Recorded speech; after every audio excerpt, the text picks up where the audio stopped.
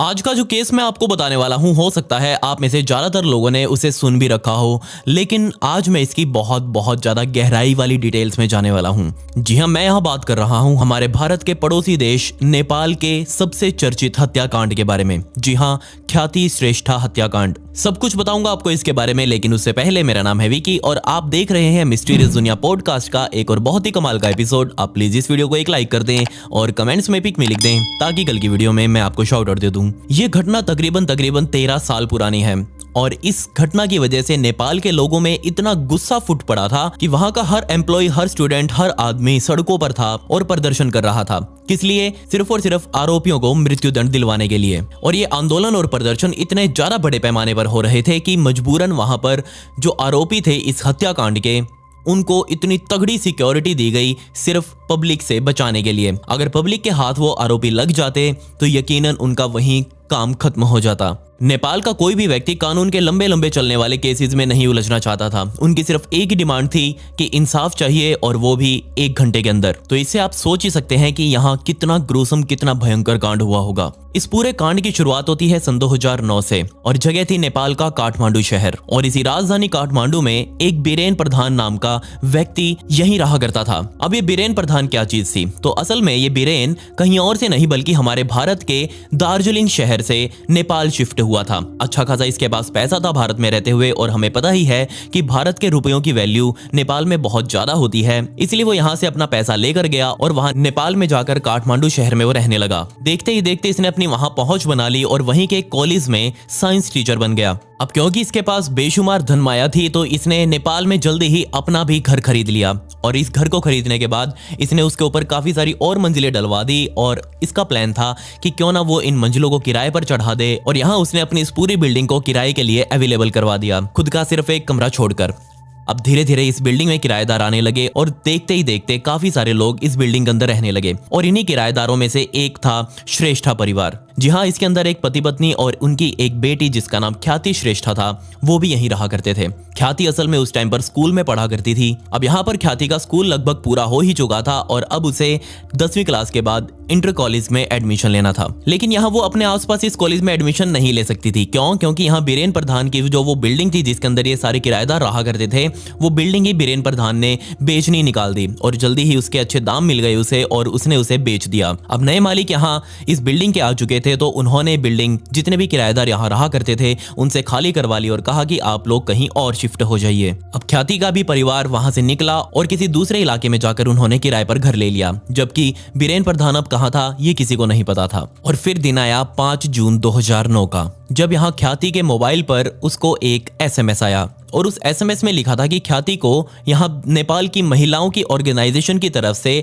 एक इनाम दिया जा रहा है और उसे सम्मानित किया जाएगा। जी हाँ, उसे ना सिर्फ यहाँ 20,000 रुपए इनाम के तौर पर दिए जाने थे, इसके अलावा नेपाल की सबसे खूबसूरत पर्यटन की जगह यानी कि पोखरा घूमने जाने का भी मौका दिया जाने वाला था और उसकी आने जाने की टिकट भी यहाँ फ्री में दिए जाने की बात उस SMS में की गई थी। अब इस SMS को पढ़कर वैसे तो ख्याति थोड़ी बहुत परेशान थी, लेकिन जब उसमें लिखा हुआ था कि वो वुमेन काउंसिल की तरफ से आया है तो यहाँ ख्याति थोड़ी बहुत निश्चिंत भी हो गई कि हाँ, महिलाओं ने ही उसे भेजा है। और रात होते होते जब यहाँ ख्याति अपने घर पर थी, उसे एक फोन आया। उस कॉल में दूसरी तरफ एक लड़की बोल रही थी और उस लड़की ने ख्याति से कहा कि देखो, अगर तुम्हें अपना इनाम लेना है और पोखरा आने जाने की टिकट लेनी है तो कल दोपहर 1 बजे मैं तुम्हें एक पता बताऊंगी और उस पते पर तुम्हें पहुंचना होगा। ख्याति ने भी हाँ भर ली। दूसरी तरफ लड़की ही बोल रही थी तो यहाँ ख्याति को कोई दिक्कत महसूस नहीं हुई। ख्याति ने तुरंत ये बात अपने माता पिता को बताई। अब माता पिता और भी ज्यादा खुश थे। क्यों? क्योंकि बेटी को यहाँ पोखरा घूमने का मौका मिल रहा था और दूसरा यहाँ 20,000 रुपए भी फ्री फंड में मिल रहे थे, तो कौन मना करेगा। और उसके माता पिता ने भी कह दिया कि ठीक है, तुम अगले दिन अपने घर के नौकर के साथ वहां उस बताए हुए पते पर चले जाना और अपना इनाम और अपनी टिकट लेकर वापस आ जाना।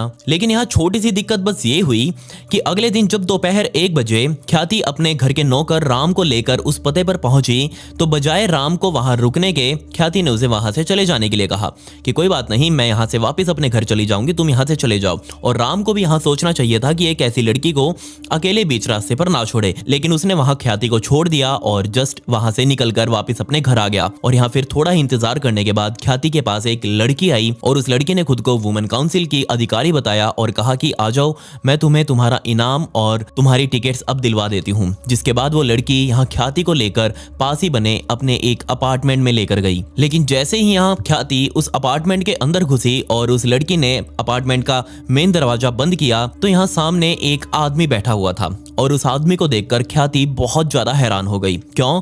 क्योंकि ये आदमी कोई और नहीं बल्कि बीरेन प्रधान ही था। जी हाँ, कुछ टाइम पहले तक ये आदमी ख्याति का मकान मालिक हुआ करता था। अब जैसे ही यहाँ बीरेन प्रधान ने ख्याति को देखा तो उसने भी यहाँ हैरान होने का नाटक किया। जस्ट ये कहा कि ख्याति तुम यहाँ कैसे? मैं तो यहाँ अपने काम से आया हुआ हूँ, तुमको यहाँ किसने बुलाया? तो ऐसे ऐसे ख्याति ने बताया कि मैडम मुझे यहाँ लेकर आई हैं। खैर अब दोनों यहाँ वो बैठ चुके थे, ख्याति और बीरेन, और यहाँ थोड़ी बातचीत करने के बाद बीरेन ने एक कोल्ड ड्रिंक का गिलास उठाया, उसके अंदर कोल्ड ड्रिंक डाली और यहाँ ख्याति को ऑफर की। अब क्योंकि ख्याति बीरेन को पहले से ही जानती थी और उसे अंकल अंकल कहा करती थी, तो यहाँ ख्याति को बीरेन के ऊपर विश्वास था और उसने उसे वो कोल्ड ड्रिंक ले ली और वो उसे पी गई।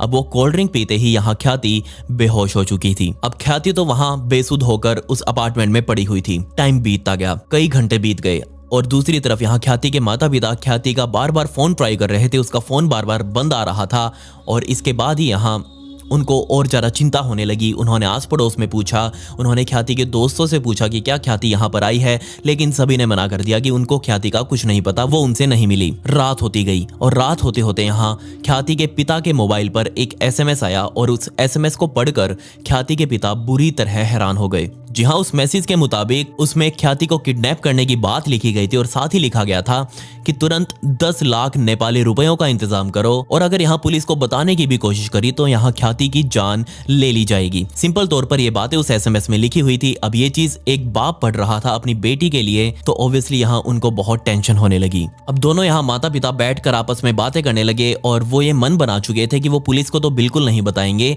क्योंकि उन्होंने बहुत सारे ऐसे मामले देखे हैं कि जब किडनैपर की बात ना मानते हुए लोग पुलिस को बता देते हैं और किडनैपर्स उनके यारे प्यारों को जान से ही मार डालते हैं। इसलिए वो बहुत ज्यादा डर चुके थे और उन्होंने ठान लिया था कि वो पुलिस को यहाँ नहीं बताएंगे, जो कि उनकी सबसे बड़ी गलती थी। थोड़ी ही देर बाद एक और मैसेज आया और कहा कि जल्दी से जल्दी पैसों का इंतजाम करो और पैसों का इंतजाम होने के बाद हम तुम्हें बताएंगे कि तुम्हें वो पैसे लेकर कहाँ आना है। अब यहाँ ख्याति के माता पिता 10 लाख रुपयों का इंतजाम करने में जुट गए। अगली सुबह हुई यहाँ और अगली सुबह ख्याति के पिता को एक और मैसेज आया और उस मैसेज में लिखा हुआ था कि तुरंत 10 लाख रुपए लेकर नेपाल की एक बूटवाल नाम की जगह पर पहुंचो। और जैसे ये माता पिता बूटवाल पहुंचे, तुरंत यहाँ पर ख्याति के पिता को मैसेज आया कि बूटवाल की जगह चितवन पहुंचो। लेकिन जैसे ही ये लोग चितवन पहुंचे तो वहां पहुंचकर भी यहाँ ख्याति के पिता को मैसेज आया कि चितवन नहीं, तुरंत सुमोली पहुंचो। अब बेचारे बेटी के माँ बाप हैं, वो सभी बात मानने को तैयार थे। और जैसे ये लोग सुमोली पहुंचे तो यहाँ एक बार फिर से मैसेज आया और उन्हें एक नई जगह पर बुलाया गया। लेकिन इस मैसेज में साथ में लिखा हुआ था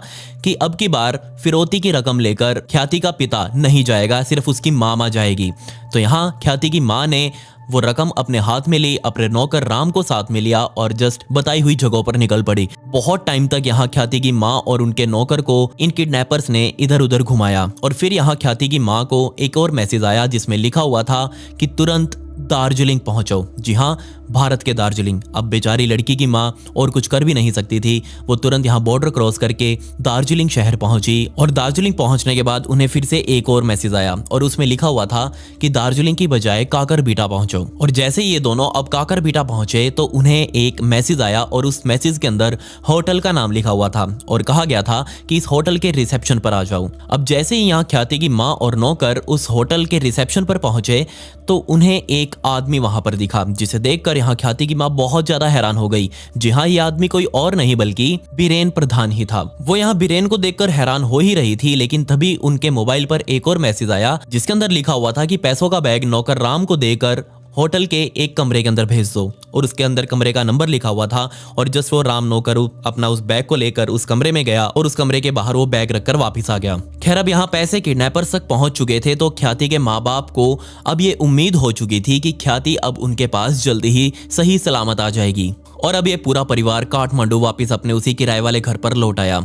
इंतजार कर रहे थे कि कोई मैसेज आएगा, कॉल आएगा या फिर ख्याति खुद आएगी, लेकिन इन तीनों में से कुछ नहीं आया। घंटे दिनों में बदलते गए। हैरानी वाली बात यहाँ ये थी कि पहले जिस नंबर से वो एसएमएस यहाँ ख्याति के माँ बाप को आ रहे थे, अब वो नंबर भी बंद हो चुका था। अब इतना टाइम बीतने के बाद दोनों माँ बाप बहुत ज्यादा डर गए और उनके दिमाग में बुरे बुरे ख्याल आने लगे। उनको लग ही रहा था कि शायद अब उनकी बेटी इस दुनिया में है ही नहीं, अगर होती तो अब तक वो वापस घर आ जाती। लेकिन एक तरफ वो पॉजिटिव भी सोच रहे थे कि क्या पता यहाँ किडनैपर्स उसे खुद कुछ टाइम बाद छोड़कर यहाँ चले जाएं, इसलिए वो पुलिस को नहीं बताएंगे। लेकिन अब इंतजार की भी हदें हो चुकी थी। दोनों माता पिता थक चुके थे इंतजार कर करके अपनी बेटी के आने का, और फिर वो अपने घर से बाहर निकले, सीधा पुलिस स्टेशन गए और जाकर पूरा मामला समझाया। पुलिस ने यहाँ ख्याति के माता पिता से भी पूछताछ करी और उनसे बस यही पूछना चाह रही थी कि इस पूरे कांड में तुमको कोई चीज अजीब लगी हो, कोई व्यक्ति अजीब लगा हो, कोई जगह अजीब लगी हो जहां तुम्हें बुलाया गया हो। तो यहाँ ख्याति की माँ सामने आई और उसने कहा कि हाँ, जब मैं यहाँ काकर बेटा के होटल में गई थी तो वहां सामने मुझे रिसेप्शन के बराबर में ही एक आदमी बैठा हुआ दिखाई दिया, और वो आदमी कोई और नहीं बल्कि हमारा पुराना मकान मालिक ही था, यानी कि बीरेन प्रधान। अब पुलिस को यहाँ एक सस्पेक्ट मिल चुका था, नाम था बीरेन प्रधान, और पुलिस अब इस बीरेन की ही कुंडली निकालने में लग गई। जैसे ही पुलिस यहाँ उसको ढूंढते ढूंढते उसके घर पहुंची तो यहाँ पता चला कि बीरेन प्रधान तो यहाँ से घर छोड़कर जा चुका है। पुलिस अब बीरेन को ढूंढने में लग गई। अब दिन हफ्तों में बदल चुके थे। ख्याति के माता पिता का रो रो कर बुरा हाल था। पुलिस के हाथ लगभग खाली ही थे। लेकिन इसी बीच लोगों ने यहाँ पुलिस को शिकायतें करनी स्टार्ट करी कि यहाँ काठमांडू के अलग अलग इलाकों में इंसानी शरीर के टुकड़े पड़े हुए मिल रहे हैं। जी हाँ, जब पुलिस ने इन टुकड़ों को इकट्ठा किया तो वो ये समझ ही नहीं पा रहे थे कि क्या ये सच में इंसान के हैं या फिर किसी जानवर के, क्योंकि यहाँ इन टुकड़ों की हालत बहुत ज्यादा खराब हो चुकी थी। पुलिस को यहाँ अब तक कई दर्जन शरीर के टुकड़े मिल चुके थे। वो उन्हें समेट कर एक जगह इकट्ठा कर रही थी, लेकिन अभी तक भी यहाँ इस शरीर का सिर गायब था। ख्याति को यहाँ गायब हुए अभी तक 15 से ज्यादा दिन बीत चुके थे। खैर, अब यहाँ पर पुलिस को जंगल से गुजरने वाले कुछ लोगों ने फोन किया और उन्होंने बताया कि यहाँ एक इंसानी सिर कटा हुआ पड़ा है और आप इसे उठाकर ले जाओ। पुलिस यहाँ पहुंची और उसे देखकर वो भी हैरान थी, क्योंकि ये सिर बहुत बुरी हालत में था और समझ ही नहीं आ रहा था कि ये किसी इंसान का सिर है भी या नहीं। खैर, पुलिस ने उसे उठाया और जस्ट वो जिस्म के टुकड़े जहां उन्हें वो समेट कर रखे हुए थे उसके पास जाकर उस सिर को रख दिया। अभी तक भी कोई पहचान नहीं हो पा रही थी कि ये लाश आखिर किसकी है। खैर, इसी बीच पुलिस को एक अच्छी खबर मिली। उनके एक मुखबिर ने मुखबरी करी बीरेन प्रधान की। जी हाँ, उसने पता बताया कि बीरेन प्रधान यहाँ छिपा हुआ है, आगे तुरंत इसे झप लो। पुलिस ने तुरंत यहाँ पर अपनी रेड मारी और बीरेन प्रधान को उठा लिया। अब टाइम था बीरेन प्रधान से पूछताछ करने का, और कमाल की बात यहाँ ये थी कि बीरेन प्रधान पुलिस के हर सवाल का जवाब देता जा रहा था और पुलिस को यहाँ जज भी रहा था कि ये तो इस केस से जुड़ा हुआ लग ही नहीं रहा। लेकिन वो सिर्फ एक सवाल पर आकर बार बार अटक रहा था, और वो ये कि वो आखिर भारत के उस होटल में क्या कर रहा था उस टाइम पर, जिस टाइम पर ख्याति की माँ किडनैपर्स को ये पैसे देने के लिए पहुंची थी। जिसके बाद यहाँ इस पूरे केस की जांच नेपाल के क्राइम ब्रांच को सौंप दी गई। अब क्राइम ब्रांच से होने वाली पूछताछ में बीरेन प्रधान टूट गया और उसे अब यहाँ सच बताना ही पड़ा। और जो कहानी यहाँ बीरेन प्रधान ने बताई, यकीन मानिए उसने पूरे नेपाल के साथ साथ दुनिया भर को हिला कर रख दिया। उसने बताया कि वो एक अच्छे घराने से ताल्लुकात रखता है, भारत में उसके परिवार का अच्छा खासा रसूख है और यहाँ काठमांडू में भी वो साइंस का लेक्चरर है और उसके पास अच्छा खासा पैसा है। लेकिन यहाँ दिक्कत ये हुई कि उसे यहाँ काठमांडू शहर में रहते हुए जुए की लत लग गई और वो जुए में अपना सारा पैसा लगाता रहा। अब जब उसके पास सारा पैसा खत्म हो गया तभी उसने वो बिल्डिंग भी अपनी बेची थी जिसमें ख्याति का परिवार रहा करता था। उस बिल्डिंग को बेचने के बाद यहाँ बीरेन किराए के मकान में रहने लगा और जो पैसे यहाँ बिल्डिंग को बेच कर आए थे उसने उससे अपना कर्जा उतारा, लेकिन कर्जा अभी भी बचा हुआ था। पैसे जो बिल्डिंग बेच कर आए थे वो कम थे। तो यहाँ उसने एक बहुत ही खतरनाक सा प्लान बनाया और उस प्लान के मुताबिक वो कोई जुर्म करना चाह रहा था ताकि वो इस जुर्म को करके कोई पैसा कमा सके और उस कमाए हुए पैसे से वो थोड़ा बहुत अपना कर्जा उतार सके। खैर, जब यहाँ ख्याति का परिवार दूसरी जगह किराए पर रह रहा था तो एक दिन बीरेन प्रधान उनके घर पर मिलने आया, वैसे ही उनसे जनरली मिलने आया था। और इस मीटिंग में ही यहाँ बीरेन प्रधान को पता लगा कि ख्याति के माता पिता ने तो अपनी बेटी ख्याति के लिए बहुत बड़े बड़े सपने सजा रखे हैं, उसे विदेश वगैरह पढ़ने भेजने की बातें वो कर रहे हैं, मतलब कि इनके पास मोटा पैसा है। अब ये बात जानकर उसकी नजर ख्याति के माता पिता के पास जो पैसा मौजूद था उस पर पड़ गई और उसे अभी एक पैसा किसी भी तरह चाहिए था। उसने प्लान बनाना स्टार्ट किया इस पैसे को निकलवाने का। उसने अपनी इस साजिश में अपनी एक स्टूडेंट को शामिल किया जिसका नाम मेरीना शाक्य था और यहाँ वो वुमेन काउंसिल वाला फोन करने के लिए बीरेन ने उसी लड़की का सहारा लिया। मेरीना ने ही यहाँ 5 जून 2009 के दिन ख्याति को फोन करके उसका इनाम जीतने की सूचना दी थी और जैसे ही ख्याति यहाँ उससे मिलने पहुंची वही मेरीना यहाँ ख्याति को लेकर बीरेन के उसी अपार्टमेंट में उसे लेकर गई। बस मेरीना का जो काम था वो यहीं तक था कि वो किसी भी तरह से ख्याति को उस अपार्टमेंट तक लेकर आएगी। और जैसे ही यहाँ ख्याति बेहोश हुई उस कोल्ड ड्रिंक को पीने के बाद, तो उसके सिर्फ 1 घंटे बाद ही यहाँ बीरेन ने ख्याति की गला दबाकर हत्या कर दी। हत्या करने के कुछ ही घंटों बाद उसने यहाँ आरी लेकर ख्याति के शरीर के बहुत छोटे छोटे कई सारे दर्जनों टुकड़े किए और उन टुकड़ों को काठमांडू के अलग अलग जगहों पर फेंक डाला। अगर सही आंकड़ों की बात करूं तो यहाँ ख्याति के शरीर के टुकड़े तकरीबन 17 किलोमीटर के दायरे में पड़े हुए पुलिस को मिले। बीरेन का प्लान था कि वो इन टुकड़ों को अलग अलग करके और गली सड़ी अवस्था में फेंकेगा। अगर यहाँ पुलिस उन टुकड़ों को जोड़ने भी बैठी तो वो कभी इस लाश की पहचान तो नहीं कर पाएगी। कमाल की बात यहाँ ये थी कि ख्याति की जान लेने के बाद, उसके शरीर को दर्जनों टुकड़ों में काटने के बाद, वो यहाँ ख्याति के माता पिता से फिरौती की डिमांड कर रहा था। जैसे ही ये बात नेपाल के लोगों को पता चली कि ऐसा कांड नेपाल में हुआ है, नेपाल के लोगों का गुस्सा फूट पड़ा। सभी लोग यहाँ सड़कों पर मौजूद थे, प्रदर्शन कर रहे थे, आंदोलन कर रहे थे और किसी भी हालत में आरोपी को पब्लिक के हवाले करने की डिमांड कर रहे थे। वो लोग सिर्फ यही चाहते थे कि वो किसी भी तरह से बीरेन और मेरीना शाक्य को पकड़कर उनकी बीच चौराहे पर खड़े कर जान ले। जब यहाँ पुलिस इन दोनों को कई बार कोर्ट में लेकर जाती थी तो यहाँ भीड़ उनकी उस काफिले पर हमला कर दिया करती थी। खैर यहाँ फास्ट ट्रैक कोर्ट में ये केस चला और सिर्फ 1 साल के अंदर ही बीरेन प्रधान के ऊपर फैसला आ चुका था। जी हाँ, मुझे लग रहा था कि यहाँ उसे मौत की सजा दी जाएगी, लेकिन वो मौत की सजा नहीं दी गई बल्कि उसे 39 सालों की गैर जमानती सजा सुनाई गई। और इसके अलावा मेरीना शाक्य को यहाँ पर इस जुर्म में